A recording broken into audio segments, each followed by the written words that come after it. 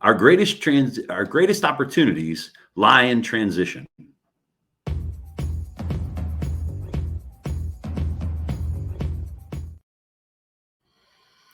Moving from one stage to the next is when the prepared will thrive and the unprepared are likely to fail. It is in those stages of transition in relationship and in life that opportunities are lost or gained. In this live at the gym session, we'll show you how to reinforce trust, establish leadership, and demonstrate respect to all as you invite your prospects into the next stages of your sales conversations. Our greatest opportunities lie in transition, as we said.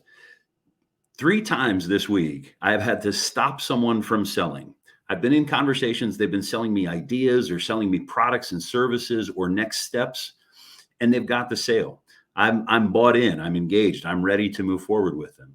And what happens is they keep talking and they keep talking. And too often, they just don't know when to quit. They don't know when the opportunity is there for them. And this is a huge opportunity lost because it says 2 things to me. 1, that they're not paying attention to my cues, and 2, that they're not ready to advance. They're not ready and prepared for when the opportunity presents itself to them. And this is a critical relationship builder, because if I want to move forward and you're not ready to move forward or paying attention to when I'm ready to move forward, it's a challenge for me and I've got to work.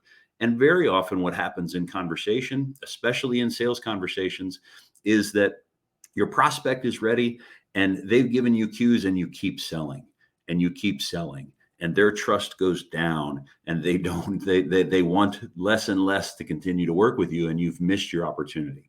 What we want to talk about today is your ability to create and establish transition statements. Specifically, we'll talk about within the sales process, but transition statements are important in your entire life. Knowing what you want and what you're looking for, knowing what opportunity really looks like, and knowing when the door is open. These are the points that we want to clarify within building transition statements. And then if you're a sales professional, you want to have those statements ready to go. You want to have them very clear so that you know what it looks like when the door opens. Imagine a football player or running back who's got a big giant space in the offensive line, but they don't take it. They don't move on it. They keep thinking and waiting. You've got to be at the ready as a sales professional to move in on those spaces, take advantage of them, and go as far as you can when you move forward on it.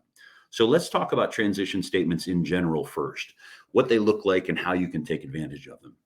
The first thing that you need to know is what you're looking for, specifically what it is in a conversation that you're looking to accomplish. What is the next step? What is the action item that you would like to move forward on? Or what are you trying to gain agreement on with a specific idea? So draw a straight line between where you are and what it is your outcome looks like, what you want to have happen in the conversation. And then pay attention and know what's coming your way. If you've got a specific set of indicators, we talked last week about the 4 key attributes that you want to use when you're pre-qualifying a suspect to see if you want them to become a prospect.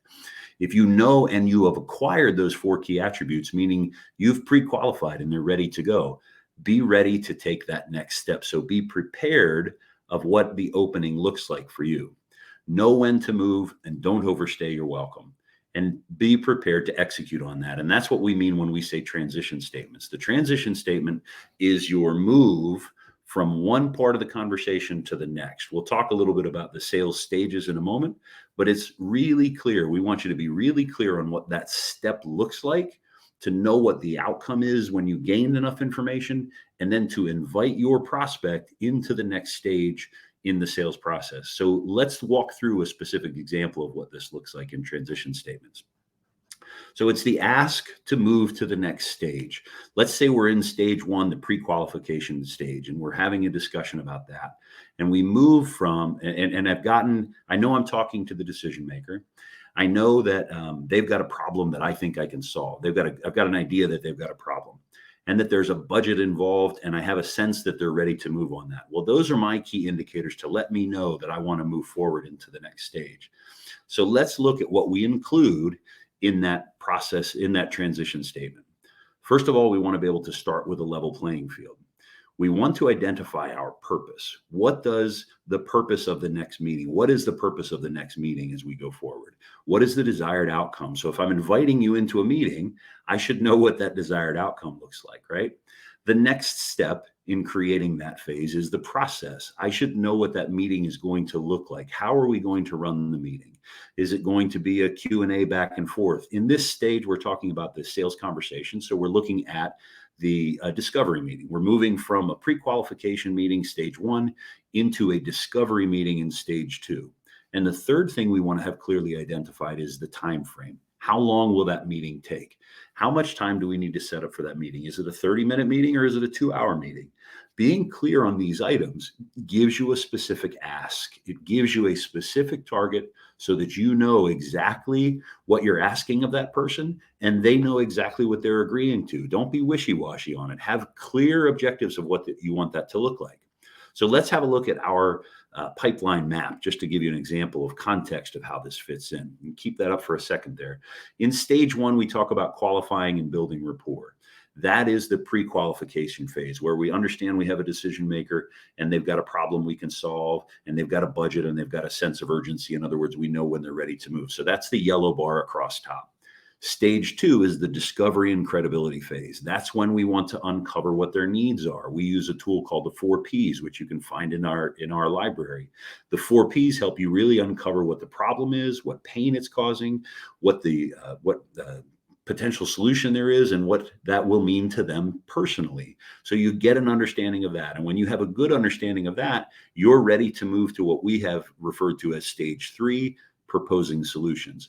Well, at each line there, moving from suspect to prospect and then moving from stage 2 to stage 3, you want to have a built out transition statement. If you're in sales or business development on a regular basis, you're having these conversations, you want to have a nice smooth pathway through this funnel. So let's look at some examples of what a transition statement would look like for these for this process. From stage 1 to stage 2, pop up an example. We've got something at the ready. So I've done my discovery and I say, our company specializes in the problem you just described. Would you be interested in a 30-minute consultative meeting to see if we're a good fit? I've identified it. I've made a specific ask and I'm ready to go. I want to be prepared for that and have it at the ready when the opportunity presents itself. That might happen in the first 5 minutes of our conversation. It might not happen for 10 or 15 minutes in our conversation either.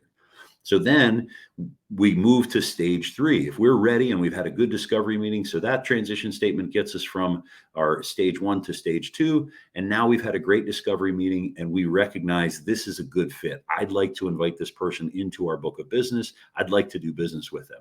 I believe there's a path here to connect your solutions to your goals. I'd like to put a proposal together and schedule a meeting with you and any other decision makers who should be present. Do you agree that this is our next best step? If you'd like to hear it, if you like what you hear, will you be ready to move forward? So keeping that slide up there, that helps us. That sets the stage for what that whole stage 3 meeting is going to look like. I make sure that all the decision makers are present. I've clarified everything else that I want, and I've set a good table to have the type of proposal meeting that I want. So these are just 2 examples. Your transition statements can be whatever you want them to be or need them to be, but they should include the purpose, the process, and the time for that next meeting. So you're giving them something hard and concrete to say yes to, and you're also establishing yourself as a leader through the sales process. You're giving them expectations and helping them realize that we're not going to spend this is about valuing your own time as much as it is valuing their time. They don't want to waste time. They don't want you to waste time, and you don't want to waste time. By establishing these clear transitions, you're setting up a leadership position for you to walk them through the process. And if there's a great fit, we'll move through quickly. And even if there's not a great fit, we'll still move through quickly so that we can keep the ball moving down the field. Now, here's the key to remember, right? These are just some examples of transition statements and how they fit into your sales process. The key in this is that you need to practice them. This is not about writing down a statement one time. I want you to practice them until you can't get it wrong. Don't just write down a statement and say, okay, that's a good statement, I'm good to go. Keep practicing it until it becomes unconsciously competent for you, until you are clear and ready to go with it. And it comes out fluidly and smoothly, and it's right there at the ready. So when the opportunity presents itself, you can take advantage of it. You can move forward quickly and respect your time and respect everyone else's time in that conversation, right? So establish these standards. Your homework here is to establish these standard transition statements. If they're for your sales process, great. If they're not, if they're for anything else, you can establish them as well. But keep practicing them. Practice them 10, 15, 20 times. Make sure you've got them memorized, and then work with them over time. If they need to be tweaked or changed, you can improve them. But please remember, don't practice until you get it right. Practice until you can't get it wrong. I want to thank you for joining us today on Live at the Gym. And our goal is to inspire you to practice your communication skills so that you can improve the quality of your life.